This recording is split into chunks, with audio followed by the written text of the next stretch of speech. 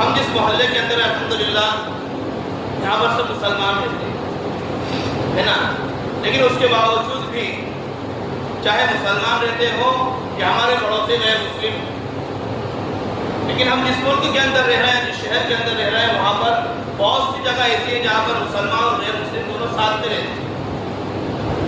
اور ہمارا مذہب ہمیں کیا سکھا رہا ہے، ہمارا مذہب ہمیں کیا تعلیم دے رہا ہے؟ ہم ایک طرفہ اخلاق کی بات نہیں کر رہے ہیں کہ تو ہمارے تہوار پہ تو ہمیں سمجھائی دی جاتی ہے، لیکن ہمیں جو دین سکھا رہا ہے وہ تو سمجھنا پڑے گا۔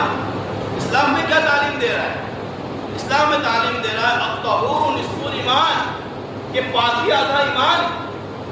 اللہ کے حبیب صلی اللہ علیہ وسلم کے جملے میرے اور آپ کے لیے۔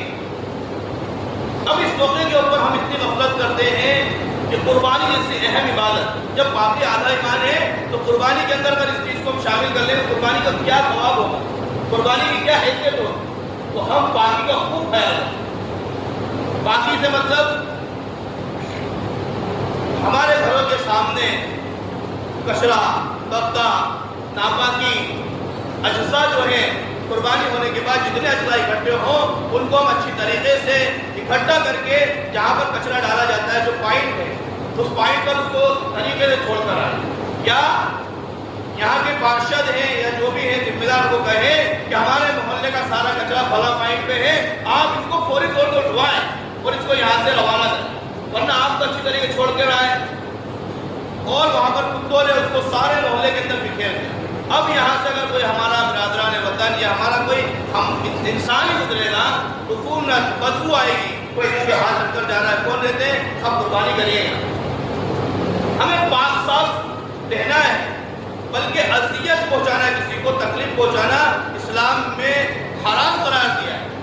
تو اس سے اذیت نہ پہنچے ہمارے پڑوسی کو، ہمارے گھر کا مٹیریل دوسرے گھر کے سامنے نہ جائے، بلکہ قربانی کے جو اجزاء ہیں اور کوشش کریں۔ ابھی شہر کے اندر کتے بہت ہو رہے ہیں، چھوٹے بچوں کے ہاتھ حصے نہ بھیجیں، چھوٹے بچوں کے ہاتھ حصے نہ بھیجیں۔ کسی کو حصہ بھیجنا ہے بڑوں کے ہاتھ، ویسے علاقے میں تو چلے گئے، کتے پیچھے لگ گئے، سارا گوشت وہاں پر گر گیا، اب وہ ایک مسئلہ بن گیا، یہ گوشت کہاں کا ہے، نہ کہاں سے آیا ہے، کیا ہے، کہ بہت ساری باتیں نہ پھیلیں۔ اس لیے اپنی ذمہ داری سے بڑے لوگ ہی جہاں پر حصے پہنچانا ہے وہ خود پہنچائیں، اور پاکی کا، صفائی کا خوب زیادہ خیال رکھیں۔